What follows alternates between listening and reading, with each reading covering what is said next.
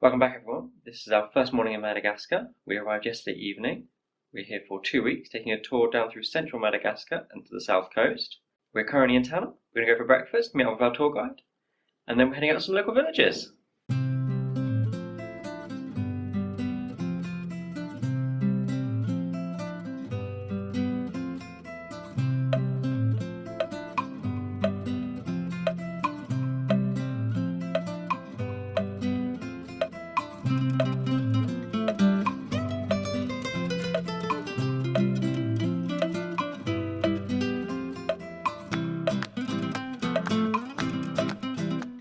We're doing things a little bit differently today. It's already the end of day one, and we've had an incredible day. We've had so many guides and people telling us about their trades that I want to give them my full attention. So I didn't actually log any audio throughout the day, just film all the stuff they're telling us about. So I'm here at the end of the day to film the audio. So our first stop was Ambatalam. I'm probably pronouncing that wrong. Probably pronounced a lot of these wrong. But while we were there, we went to see some metal workers. So what they do is they take scrap aluminium from cars and other things, melt it back down and turn it into things that are needed. So pots, pans, also some ornaments you can buy. We did buy some, but little Zebu and baobab tree. It was really impressive. They showed you this brick area where they smelt it back down to a liquid.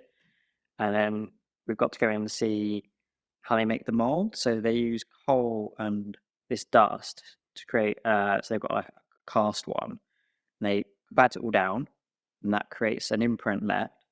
Then they seal it back together, pour molten aluminium in, and stand on it to compactly down and get the air bubbles out with bare feet. And that produces the finished, well, nearly finished product. And they take it out, and we've got to check into another room, and you can see where they start filing it all down. So they've got these little grinders and things, and they make it all smooth. Again, so there's kitchen utensils and things, but also the ornaments. And there's a little stall at the entrance, at the beginning of it, where you can buy those things. So yeah, I say we brought a few of those. It was really impressive to see. That is a really good skill and tell. That is impressive. And we're told by our guide that they were laughed at for starting it, and everybody thought it'd be a success. And it's become a big success. And then they've got sort of copycats around the city who were doing it as well. But the ones we saw were the ones who started it, or the originals, as it were. But from there, we drove on. We stopped at a little village on the way to our next stop, where our guide told us that they have a sausage that only the people of that village know the ingredients to. So it's unique to that village.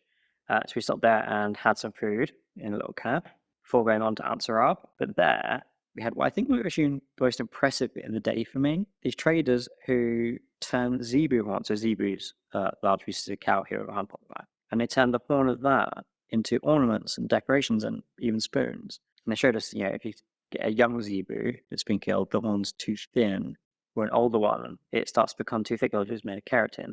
She one apparently saw between the ages of 8 and 12, I think she said. And yeah, they show you just start cutting it on this little cutting tool, and then just this really square shape, and they heat it for 20 seconds in a fire when it makes it really malleable.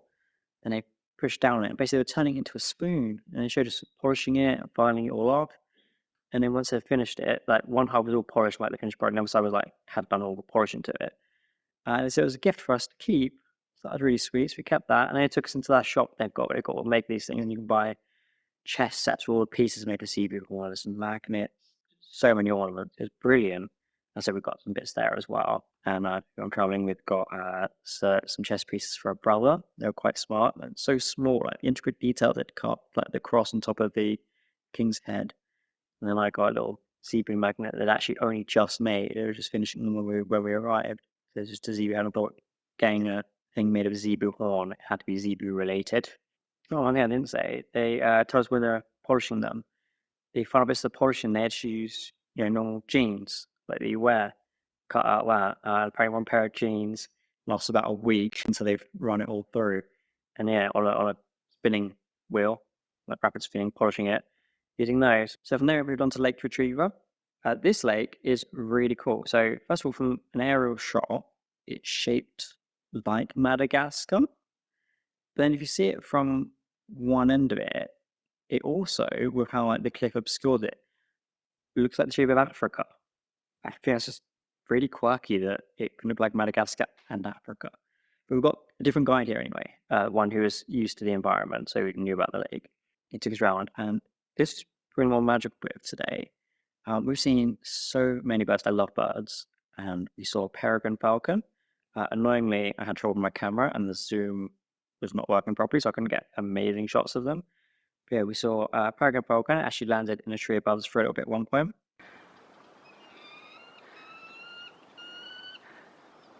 A hammercock was flying. Love hammercocks. Always wanted to see them in the wild. Seen them in zoos, never in the wild.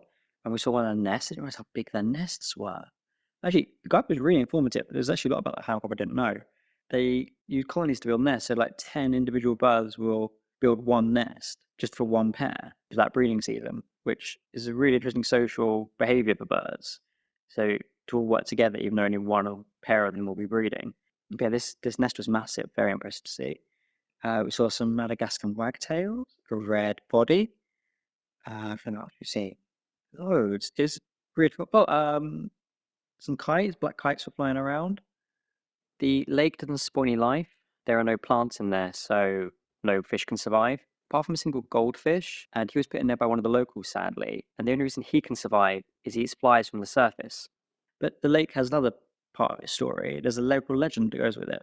So the story is 2 lovers were forbidden to get married by their families, and so very much like Romeo and Juliet, decided to kill themselves. They go hand in hand to the lake, jump in, and drown.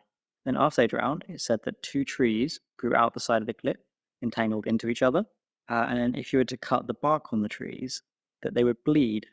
So that is a really cool story. Unfortunately, a monsoon in 2004 broke the tree, so it's left as a small bit of root. So you can see where it was, but not there anymore, really. So that'd been quite cool to see. The lake is also a volcano. So it's just a crater of a volcano that fills with water.